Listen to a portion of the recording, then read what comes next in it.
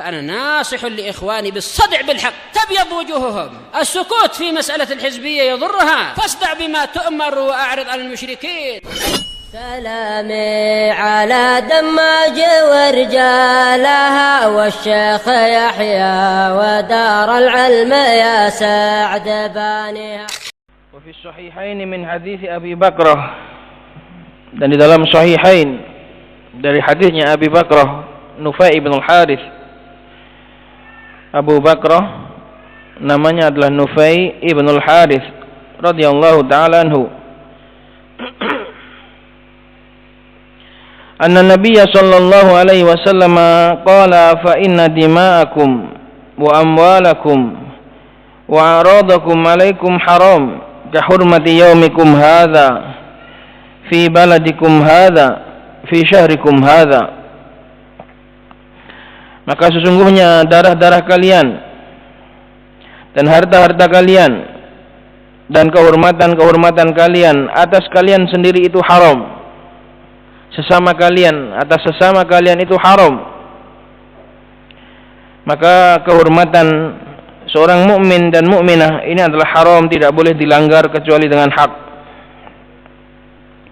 Dan kedudukannya sama, melanggar kehormatan, mencuri kehormatan maupun mencuri harta atau menumpahkan darah seorang mukmin bighairi hak. Karena di sini disandingkan oleh Rasulullah sallallahu alaihi wasallam dengan menggunakan wawu. Dan wawu fungsinya adalah limutlaqil jam'. Maka banyak orang mengira bahwasannya, banyak orang menganggap mencuri itu haram, tapi tidak merasa bahwasannya membicarakan kehormatan seorang mukmin itu juga haram. Banyak manusia menjaga diri, tidak mau mengambil harta bighairi hak, tidak mau menumpahkan darah bighairi hak, tapi tidak merasa bahwasannya menumpahkan kehormatan bighairi hak itu juga. Maka hati-hati membicarakan kehormatan dan melanggar kehormatan seorang mukmin. Itu adalah sama besarnya dengan mengambil hartanya atau menumpahkan darahnya. Kahurmati yaumikum hadza, seperti kehormatan hari kalian ini, yaitu pada Hajjatul Wada. Fi baladikum hadza, di negeri haram. Fi syahrikum hadza, pada bulan kalian ini, yaitu Dzulhijjah. Maka ini adalah kehormatan yang di atas kehormatan, karena negeri haram, di bulan yang haram dan di hari yang haram, itu kedudukannya sangatlah berat di sisi Allah Subhanahu wa ta'ala apabila seseorang melanggar apa yang Allah Subhanahu wa ta'ala larang. Wa fi Sunan At-Tirmidzi an Ibnu Umar radhiyallahu ta'ala anhu annahu qala Sa'ida Rasulullah sallallahu alaihi wasallam al-minbara fanada bi sautin rafi'in ya ma'syara man amana bi lisanihi wa lam yufdil imanu ila qalbihi la tu'dzul muslimin wa la tu'ayyiruhum wa la tatabba'u auratihim. Dari kata-kata tatabba'a ya tatabba'u, taknya satunya dibuang, fi'il mudhari' tatabba'u wala tatatabba'u, karena fi'il yang kebelakangnya fa innahu man tatabba'a, nah itu fi'il madinya, mencari-cari. Tatabba'a fi'il madinya, fi'il mudhari'nya yatatabba'u, kemudian dalam mukhatab disembunyikan satu taknya, wala tatabba'u auratihim. Fa innahu man tatabba'a aurata akhihi al-muslim tatabba'a Allahu auratah, wa man tatabba'a Allahu auratahu yafdahu walau fi jawfi rahlihi. Dan di dalam Sunan Al-Imam At-Tirmidzi dari Abdullah bin Umar radhiyallahu taala anhu bahwasanya beliau bercerita, "Shahida Rasulullah sallallahu alaihi wasallam al-mimbar." Beliau Rasulullah sallallahu alaihi wasallam naik mimbar. Fanada bi sautin rafi'in, maka beliau memanggil, beliau menyeru dengan suara yang tinggi. Ya ma'syara man amana bi lisanihi, wahai segenap orang yang beriman dengan lisannya, walam yufdil imanu, dan imannya tidak meresap, tidak sampai membasahi ke dalam hatinya. La tu'dzul muslimin, janganlah kalian mengganggu orang-orang muslim. Wala tu'ayyiruhum, jangan kalian mencemooh mereka. Ayyara yu'ayyiru adalah mencemooh, mengolok-olok, menjelekkan dan memburukkan tanpa ada maslahat yang rajihah, itu namanya ta'yir. Makanya dibedakan antara nasihat dan ta'yir. Al-farqu bainan nasihati wat ta'yir. Hanya sekedar membuli, hanya sekedar menjatuhkan, hanya sekedar merendahkan dan menghinakan, itu namanya ta'yir. Wala tatabba'u auratihim, janganlah kalian mencari-cari aib, mencari-cari aurat, baik aurat yang hissiyah maupun yang ma'nawiyah. Aurat yang hissiyah adalah aurat tubuh, dan aurat yang ma'nawiyah adalah berupa aib yang ditutupi.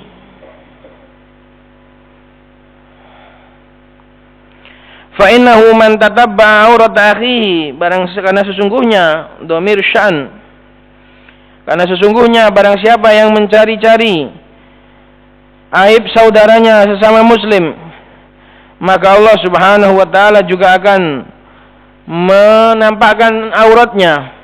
Tatabba Allah artinya bukan Allah itu mencari-cari, tapi Allah Subhanahu wa taala juga akan menghitung dan akan menampakkan, akan mengumbar auratnya.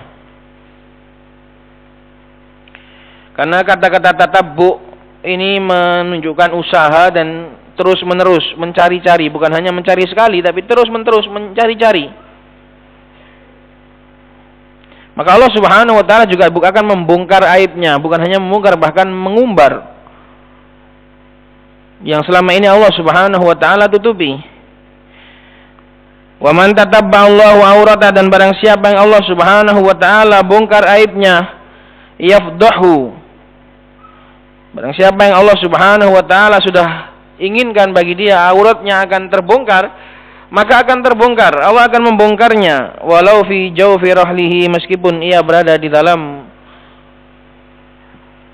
jawf, di dalam yang paling bagian yang paling dalam, itu namanya jawf.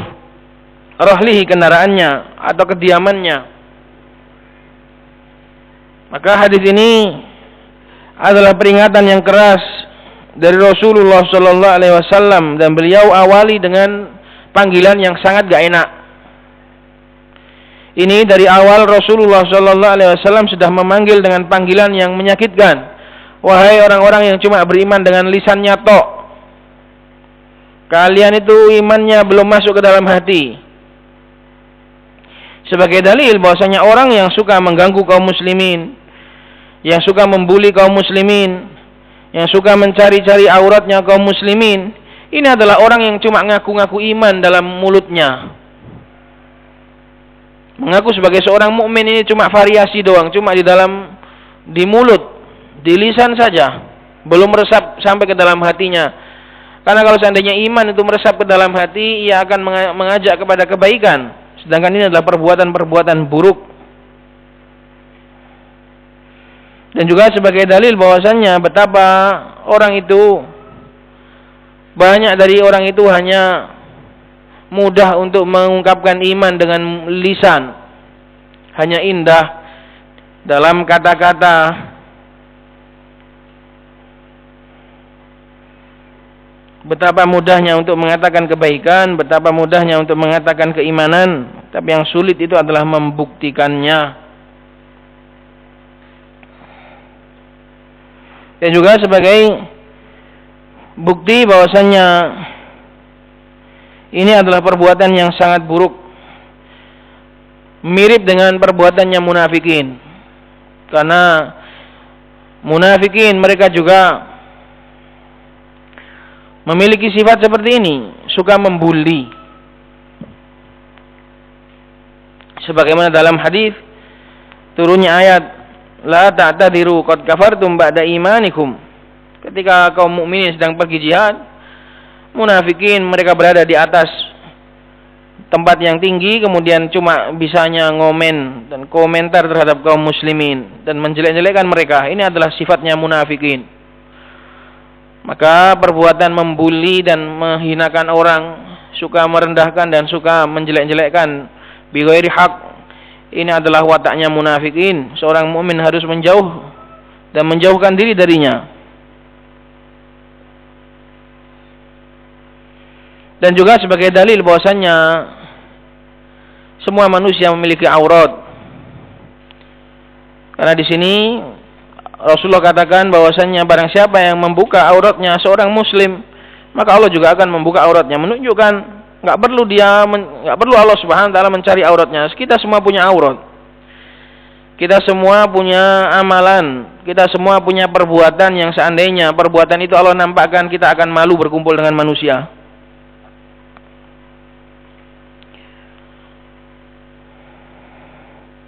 Dan manusia juga akan merasa jijik dari perbuatan kita. Tapi karena Allah Subhanahu wa taala Maha Penutup, Allah Subhanahu wa taala Satir, dan bahwasanya manusia itu semuanya adalah ditutupi oleh Allah Subhanahu wa taala, maka jangan membuka apa yang sudah Allah Subhanahu wa taala tutupi. Baik membukanya dengan cara mujaharah, membukanya dengan cara menampakkan perbuatan itu kepada kaum muslimin, itu namanya mujaharah. Kullu ummati mu'afa illal mujahirin. Allah sudah menutupinya tapi dia membukanya. Maupun dengan cara membuka aib saudaranya. Maka salah satu sebab yang menjadikan aurat kita itu nampak dibongkar oleh Allah adalah kita membongkar aurat orang lain. Hati-hati ini. Dan hendaknya diingat, barang siapa yang suka membongkar aurat orang, barang siapa yang suka membongkar aibnya orang tanpa ada kebutuhan yang diutamakan, maka suatu hari pasti waliyadu billah, Allah Subhanahu wa taala akan membongkar dan membuka auratnya. Dan juga ini sebagai dalil bahwasanya wajib untuk menutupi aib saudaranya.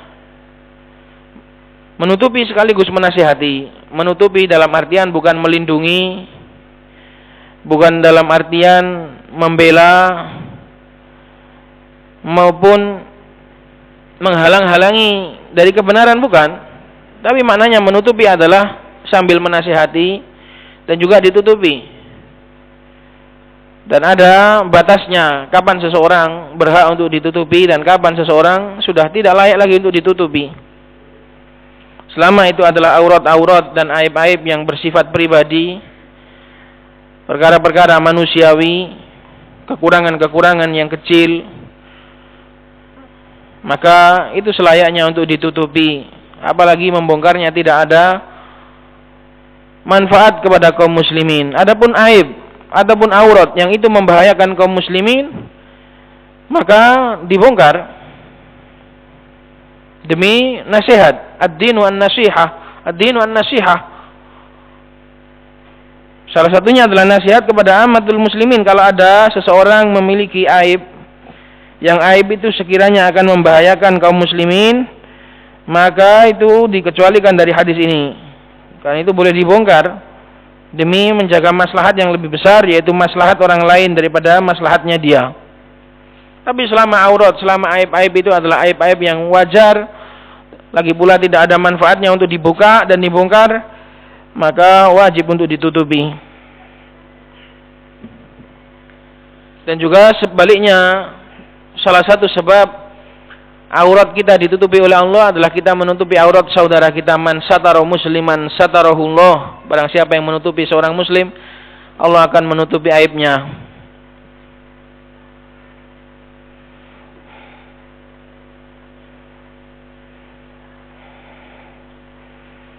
Dan barang siapa yang sudah Allah bongkar, maka sudah enggak ada lagi yang bisa menutupi. Wa man tatabba'allahu auratahu yafdahu walau fi jawfi rahlih, walaupun dia berusaha minta ditutupi oleh seluruh manusia, kalau Allah sudah membongkarnya maka enggak ada lagi yang bisa menghalangi, enggak ada lagi yang bisa melindungi.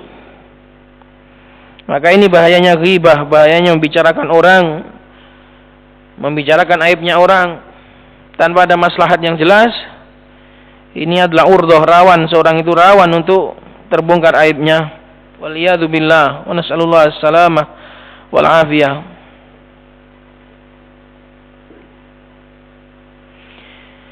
Dan keberadaan Rasulullah sallallahu alaihi wasallam memperingatkannya di atas mimbar ini menunjukkan ini adalah perkara yang besar. Karena Rasulullah sallallahu alaihi wasallam tidaklah naik mimbar kecuali itu adalah perkara yang besar. Apalagi beliau memanggil dengan suara yang keras. Maka ini adalah perkara yang sangat besar.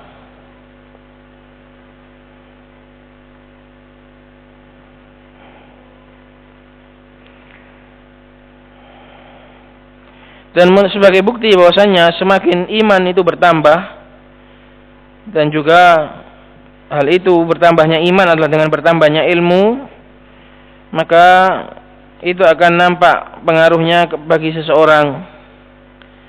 Bahwasanya manusia itu bertambah semakin hari semakin baik, semakin belajar semakin lama semakin baik.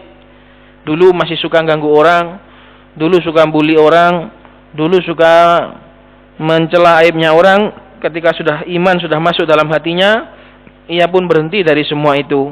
Ini namanya perubahan. Karena Rasulullah mengatakan, ya ma'syara man amana bilisanihi wa lam yufdil imanu ila qalbih. Iman itu memang sering terlambat masuk ke dalam hati, itu butuh dimasukkan. Butuh belajar, butuh ilmu. Enggak serta-merta iman itu masuk ke dalam hati, butuh dimasukkan. Kalau iman masuk ke dalam lisan cepat, sekedar bilang amanna, tapi semua itu akan diuji oleh Allah Subhanahu wa taala. Ahasiban nasu ayyutraku ayaqulu amanna wa hum la yuftanun. Untuk memasukkan iman ke dalam mulut itu mudah, dan untuk menyuarakannya dengan lisan itu sangat gampang. Tapi untuk menjadikannya masuk dalam hati, apalagi meresap dan membasahi dalam hati, itu butuh belajar. Jangan sampai iman itu hanya membanjiri tapi tidak membasahi, hanya tumpah ruah tapi tidak basah. Itu butuh taklim, butuh belajar, butuh waktu lama supaya iman itu meresap ke dalam hati. Maka semoga upaya kita ini dihitung oleh Allah Subhanahu wa taala sebagai jerih payah dalam rangka menguatkan dan memasukkan iman ke dalam hati kita. Qala wal haditsu fi sahihil musnad, dan hadis ini hadisnya Ibnu Umar yang diriwayatkan oleh Al-Imam At-Tirmidzi, sudah disebutkan oleh Syekh Muqbil dalam Sahihul Musnad Al-Mujallad Al-Awwal safha 508. Qala fi Sunan Abi Dawud, dalam Sunan Abu Dawud, Sulaiman ibn Ash'ath.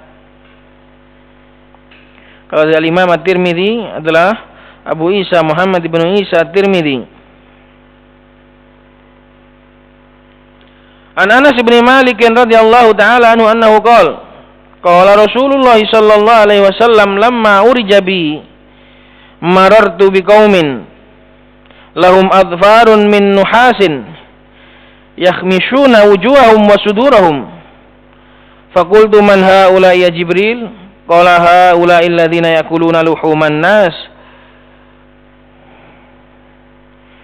wa yaqauna fi a'radihim. Dari Anas bin Malik radhiyallahu taala anhu, riwayatnya Imam Abu Dawud, bahwasanya Rasulullah sallallahu alaihi wasallam bercerita, lamma urijabi, tatkala aku dinaikkan perjalanan dalam perjalanan Isra Mi'raj, Rasulullah sallallahu alaihi wasallam diperjalankan malam hari dari Mekkah menuju Baitul Maqdis, kemudian dari Baitul Maqdis menuju ke langit.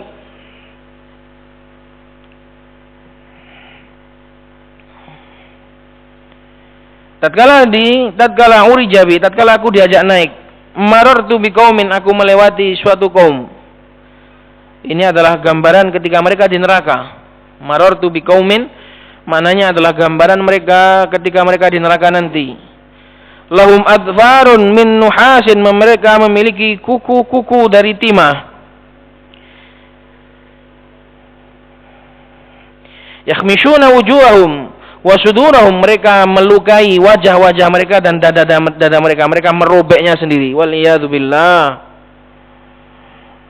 Ini sebagai balasan yang setimpal. Faqultu man haula ya Jibril, maka aku bertanya, siapa mereka itu hai Jibril? Maka qala Jibril, berkata Jibril, haula alladziina yakuluna luhuman nas, mereka itu adalah orang-orang yang dahulu di dunia suka memakan daging-daging manusia dan mereka suka membicarakan kehormatan saudaranya sehingga hukumannya nanti di neraka setimpal sama. Mereka juga akan merobek daging-daging mereka, waliyadu billah. Mereka akan punya kuku-kuku dari timah dan akan merobek wajah dan daging-daging mereka yang ada dalam dada sebagai bentuk, sebagai sama karena mereka juga suka merobek daging-daging manusia ketika di dunia. Sebagai balasan yang setimpal, mereka nanti akan merobek wajah-wajah mereka sendiri, akan merobek dada-dada mereka sendiri karena mereka di dunianya suka merobek dada orang, suka merobek wajah-wajah orang, kehormatan orang, nama baik orang dirobek-robek di dunianya. Nanti di akhirat, di neraka, mereka akan merobek dada-dada dan wajah mereka sendiri. Wal'iyadu billah. Wal hadithu sahihun, dan hadis ini adalah hadis yang sahih.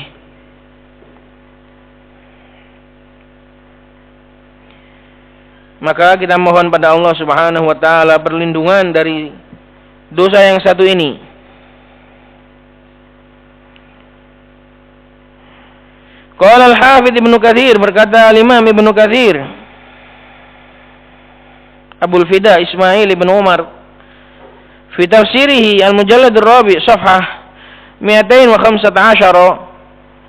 wal ghibatu muharramatun bil ijma'. Berkata Imam Ibnu Katsir, ghibah itu haram dengan ijma'. Ijma'nya para ulama, enggak ada ulama yang mengatakan ghibah itu boleh.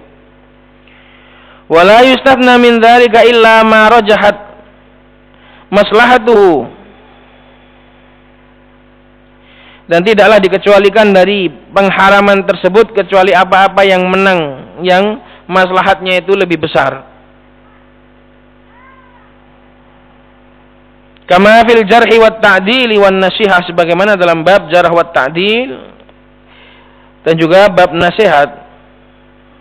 Kenapa dibolehkan ghibah dalam bab jarh wat ta'dil? Kenapa boleh mencela orang, menyebutkan hafalannya orang lemah, menyebutkan ibadahnya jelek, dia adalah ahlul bidah? Kenapa kok dibolehkan? Karena maslahatnya lebih besar, karena berkaitan dengan agamanya orang, karena berkaitan dengan agama Islam. Maka dimenangkan maslahatnya orang banyak daripada maslahatnya satu orang. Kamu kalau membicarakan satu orang berarti kamu melanggar maslahatnya dia. Lah kalau itu ada manfaatnya untuk kaum muslimin, maka dimenangkan orang banyak daripada orang satu. Dan itulah alasan ghibah-ghibah yang dibolehkan semuanya. Ada enam gambaran ghibah yang boleh. Semuanya adalah alasannya itu tadi. Maslahatnya lebih besar. Maslahatnya lebih besar daripada maslahat satu orang. Kaqouli sallallahu alaihi wasallam, sebagaimana ucapannya Rasulullah sallallahu alaihi wasallam, lamma sta'adana alaihi dzalika ar-rajulul fajir, tatkala orang yang jelek itu minta izin untuk masuk kepada Rasulullah sallallahu alaihi wasallam, maka Rasulullah bilang, idzanu lahu, ya wis izinkan. Bi'sa akhul ashirah, dia adalah seburuk-buruk orang yang bergaul dengan manusia. Bi'sa akhul ashirah, dia adalah seburuk-buruk orang. Dia sebenarnya orang buruk.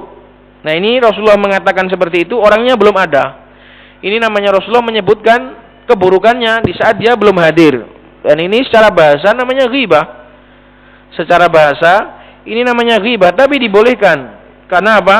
Demi memperingatkan manusia dari keburukannya.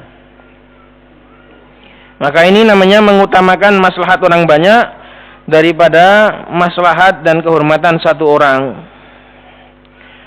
Wa qaulihi sallallahu alaihi wasallam li Fatimah binti Qaisin, dan seperti ucapannya Rasulullah tatkala memberi saran kepada Fatimah binti Qais, mantan istrinya Abu Amr. Jadi tatkala Fatimah binti Qais ditalak bain oleh suaminya Abu Amr Ibn al-As, pada saat suaminya pergi perang dan ditalak di jalan, dikirim orang untuk mentalaknya, talak bain, karena sebelumnya sudah ditalak 2 kali, kemudian ditalak bain. Maka Fatimah binti Qais meminta nafkah, meminta ma'isyah, meminta nafkah, tapi hanya dikirim sekantong gandum. Maka ia pun marah, kok cuma segini? Maka dijawab oleh para sahabat yang lain yang mengantarkan pesan tersebut, kamu sebenarnya nggak dapat apa-apa karena kamu tolak bain. Kemudian setelah masa iddahnya selesai, ia datang kepada Rasulullah sallallahu alaihi wasallam meminta saran, karena Rasulullah berpesan, kamu tinggal di rumahnya Ibnu Ummi Maktum saja, karena Ibnu Ummi Maktum buta. Kamu nggak boleh tinggal di rumahnya mantan suamimu. Kamu tinggal di rumahnya Ibnu Ummi Maktum karena itu sepupumu dan dia buta. Dia nggak melihat kalau kamu melepaskan pakaian atau berpakaian pakaian yang tidak menutup aurat. Maka Rasulullah berpesan, kalau nanti kamu sudah selesai iddahmu bilang saya, karena Rasulullah ingin menikahkannya dengan Usamah bin Zaid. Maka Fatimah bintu Qais datang kepada Rasulullah sallallahu alaihi wasallam dan bilang, Rasulullah, saya sudah dipinang oleh 2 orang. Wa qad khatabaha Muawiyah wa Abul Jahm. Dan dalam keadaan Fatimah binti Qais sudah dipinang oleh Muawiyah dan Abul Jahm. Pernah diminta, pernah ditawar, sudah pernah ditari, sudah pernah diminta untuk dinikahi oleh Muawiyah dan Abul Jahm. Karena Rasulullah SAW punya niatan untuk menikahkan dan memandang bahwasanya Usamah bin Zaid lebih bagus, lebih baik. Maka Rasulullah SAW mengatakan, amma Muawiyah tu fasu'lukun. Jangan sama Muawiyah. Muawiyah itu nggak punya duit. Dia adalah orang yang sangat miskin. Gimana dia mau menghidupi wanita?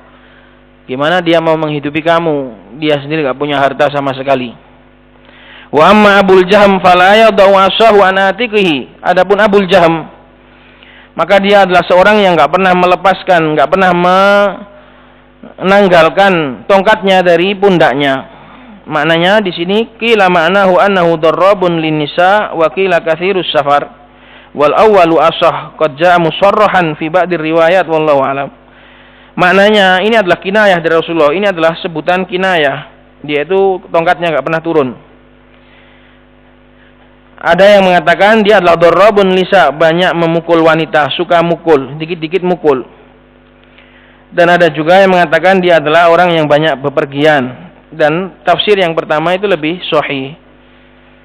Karena sudah datang ditafsirkan musarrahan ay mufassaron dalam sebagian riwayat. Maka Rasulullah jangan sama 2 orang itu. Sama Usamah bin Zaid saja. Dia itu lebih soleh, lebih bagus. Fatimah nggak mau karena Usamah hitam dan juga budak. Tuh Rasulullah, coba ikut Rasulullah. Wongnya gak ganteng, hitam. Usamah sangat hitam sekali. Tapi Rasulullah SAW tetap, wis toh, sudahlah, sama Usamah saja, aman-aman. Kamu kalau menurut saya, kamu akan dapat kebaikan. Karena Rasulullah SAW terus menasihatkan. Dan karena Fatimah ini adalah orang yang nurut terhadap kebaikan, akhirnya nurut. Akhirnya nikah sama Usamah bin Zaid. Dan akhirnya Fatimah binti Qais memberikan bersyukur, senang. Kata Fatimah, alhamdulillah saya dapat anak dan keluarga yang bahagia. Kata Rasulullah SAW, taatilah Allah dan Rasulnya, niscaya kamu akan bahagia. Sudah dibilangin, suruh nurut sama Rasulullah, kamu akan bahagia. Ya benar, mereka berdua akhirnya keluarganya bahagia. Walaupun Usama adalah anaknya budak, dia adalah budak, karena ibunya adalah budak. Bapaknya Zaid bin Harithah itu. Maka Fatimah binti Qais ketika memberitahukan ini kepada Rasulullah SAW, Rasulullah mencela Muawiyah dan juga mencela Abu Jaham.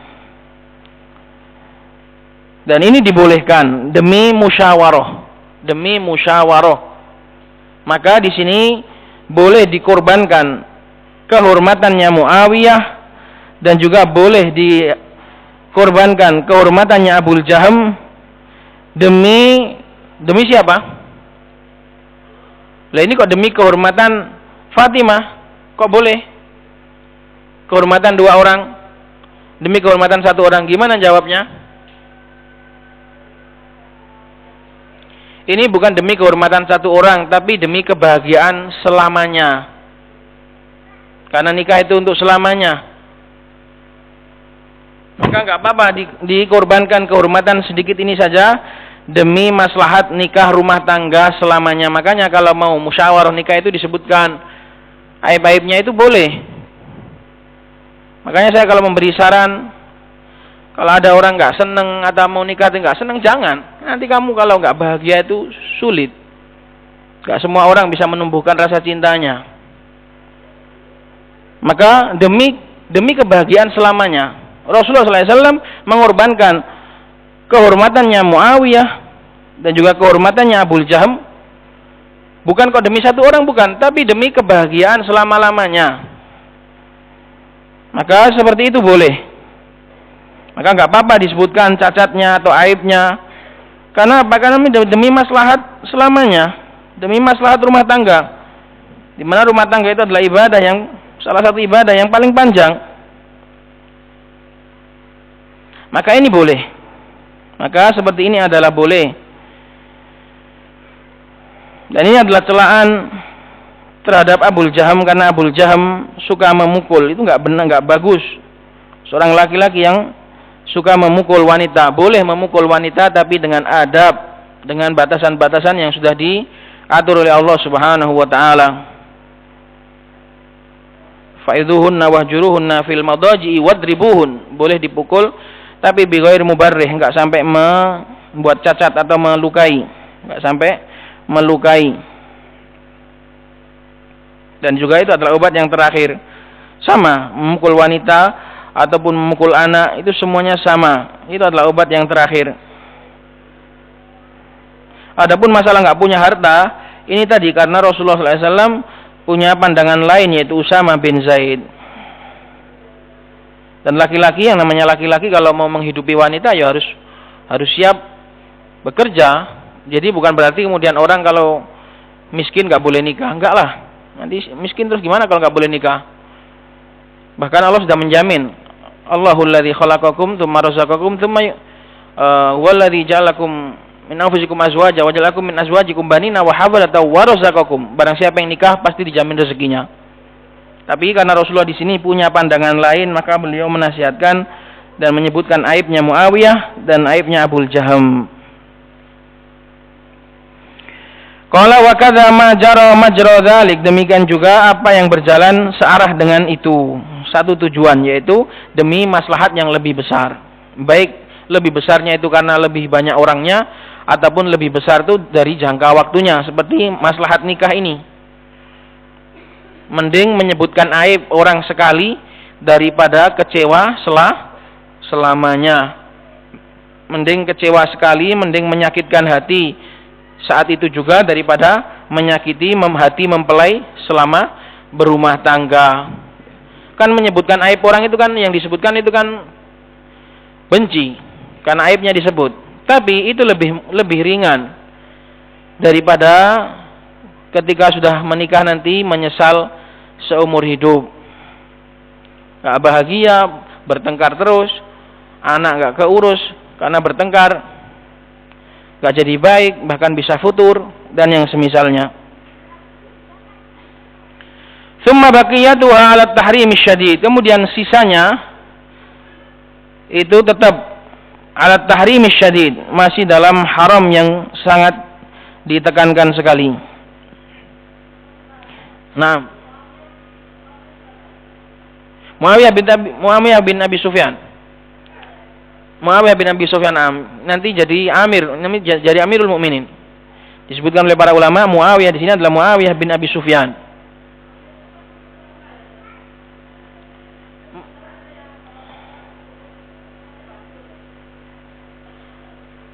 Ada musarrah fasu'lukun la malalahu gitu. Ya mungkin pada saat itu wallahu alam. Tapi ulama tadi kalamnya Imam An-Nawawi ana lihat Muawiyah bin Abi Sufyan memang. Ada sebagian mengatakan yang lain, tapi itu yang dirujukan oleh Imam An-Nawawi, Muawiyah bin Abi Sufyan.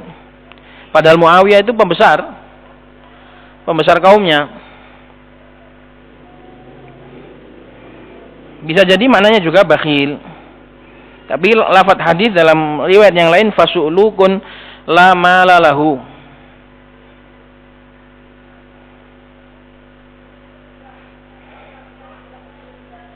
Kenapa? Kalau yang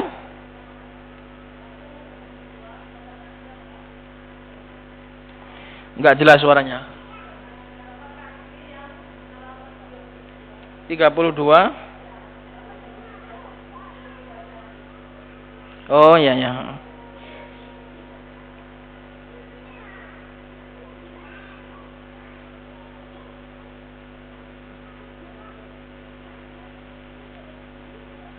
Catatan kaki nomor 1 ini tentang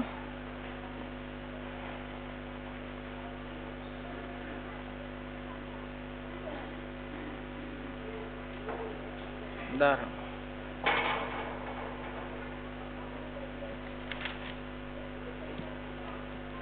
Mana ya catatan kaki nomor 1-nya mana ini? Oh, yang a'lam itu. Naam. Taib, dalam ucapan qala atadruna mal ghibah qalu Allahu wa rasuluhu a'lam. Nah, ucapannya para sahabat ini kita enggak menirunya. Karena ini diucapkan ketika Nabi masih hidup. Adapun sekarang cukup Allahu a'lam. Catatan kaki nomor 1, ziyadatu wa rasuluhu la tuqalu ba'da wafatin Nabi sallallahu alaihi wasallam mutlaqan. Ay sawa'un kana fil ahkamid diniyah am fid dunyawiyah. Ucapan Allah wa rasuluhu a'lam ini enggak dikatakan setelah Nabi meninggal secara mutlak. Baik dalam masalah agama maupun dalam masalah dunia. Karena ada yang mengatakan kalau dalam masalah agama tetap pakai wa rasuluhu karena Rasulullah tetap tahu dalam masalah agama. Tapi di sini dirojihkan mutlak, baik dalam masalah agama maupun dalam urusan dunia nggak boleh mengatakan Allah wa rasuluhu. Karena apa? Karena Rasulullah meninggal, nggak tahu pembicaraan kita, gitu loh. Lianna Nabi sallallahu alaihi wasallam fi qabrihi hayyun hayatan barzakhiyatan Allahu a'lamu bi kaifiyatiha. Karena Rasulullah itu walaupun hidup, dia hidup di dalam kuburannya tapi hidup kehidupan barzakhiyah. Sebagaimana para mujahidin, mereka hidup, tapi itu adalah kehidupan barzakhiyah, bukan kehidupan kita. Wala tahsabanna alladziina qutilu fi sabilillahi amwata bal ahya'un inda rabbihim yurzaqun. Rasulullah juga hidup, tapi hidup kehidupan barzakhiyah, kehidupan di alam barzakh. Allahu a'lamu bi kaifiyatiha. Allah lebih tahu bagaimana keberadaannya. Jadi enggak perlu kita ikutkan untuk ucapan-ucapan kita. Misalnya kalau tanya mana, apakah ini yang benar, Allah wa Rasul alam, enggak perlu seperti itu. Cukup Allahu a'lam. Tapi kalau dalam dulu ketika Rasulullah masih hidup, enggak apa-apa dikatakan Allah wa Rasuluhu a'lam. Wa fi sahih annahu yuqalu lin Nabi sallallahu alaihi wasallam innaka la tadri ma ahdatsu ba'dak. Wa bi hadza kana yuftil walidu rahimahullah. Dan di dalam sahih ada hadis bahwasanya dikatakan kepada Nabi ketika di telaga, ummati, maka Rasulullah dikatakan itu bukan umatmu. Kamu enggak tahu apa yang mereka lakukan setelahmu. Nah, ini sebagai dalil bahwasanya Nabi enggak tahu apa yang sedang kita kerjakan dan apa yang sedang kita katakan. Maka enggak perlu mengikut sertakan Nabi dalam jawaban Allahu a'lam. Wa bihadza kana yuftil walid, dan dengan seperti inilah orang tua yaitu Syekh Mukbil berfatwa.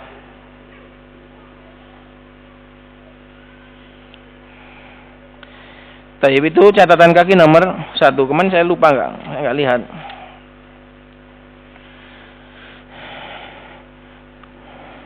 Qultu qalat asy-syaikhah, qultu berkata Ummu Abdillah, qultu saya katakan, wa suwarul mustathnatu minal ghibati majmu'atun fi qauli syair, dan gambaran-gambaran yang dikecualikan dari ghibah yang diharamkan, terserah mau dikatakan ghibah yang dibolehkan atau dikatakan bukan ghibah, terserah. Perkara-perkara yang dikecualikan, 6 perkara yang dikecualikan ini boleh dinamai sebagai ghibah yang dihalalkan atau ghibah yang dibolehkan, atau tidak dikatakan sebagai ghibah, terserah. Majmu'atun fi qauli syair, sudah terkumpulkan dalam ucapan seorang penyair. Az-zammu laisa bi ghibatin fi sittatin. Celaan itu bukan termasuk ghibah dalam 6 perkara. Nah, ini dia hafal. 6 perkara yang bukan termasuk ghibah. Mutadzallimin, seorang yang didolimi, mengadu kepada seorang penguasa atau kepada seorang yang bisa menghentikan kedolimannya, ini boleh. Mutadzallimin artinya seseorang yang merasa didolimi, boleh dia mengadu kepada, misalnya kepada orang yang lebih kuat, kepada ustadz, misalnya ustadz, kemarin saya digini-gini sama orang itu loh gini. Nah, itu boleh, mutadzallimin. Kenapa? Karena ini memenangkan maslahatnya dia, maslahat mengembalikan kedoliman, boleh. Wa mu'arrifin, yang kedua adalah untuk pengenalan, dia nggak dikenal kecuali dengan itu. Itu loh orang yang rambutnya botak. Nah, kalau memang itu sebagai ta'rif, sebagai identitas, boleh dia itu disebutkan dengan cacatnya. Itu loh yang jarinya hilang, atau itu loh yang jarinya 12. Nah, itu boleh, itu kan semua aib, cacat. Tapi kalau memang itu untuk ta'rif, tujuannya adalah murni memperkenalkan, bukan ada tujuan olok-olok, itu boleh. Dan itu sudah dipraktikkan oleh para ulama muhaditsin. Yang ketiga, wa muhadziri, dan orang yang memperingatkan orang lain dari keburukan. Ini umum. Apa saja kalau ada yang membahayakan kemudian kamu mengingatkan, awas, orang itu lo gini, itu boleh, muhadzir namanya. Tapi ingat, dalam semua perkara ini harus ikhlas, nggak boleh karena tujuan jiwa. Nggak boleh jiwa itu nebeng, juga nggak boleh. Mentang-mentang pas ada orang itu, waduh pas iki, boleh digibai, habiskan sekalian. Nggak boleh. Dalam semua perkara ini, dalam 6 perkara ini, ego dan hawa nafsu nggak boleh nebeng, nggak boleh bonceng, nggak boleh nunut. Kalau nunut bisa dosa karena dia nggak ikhlas.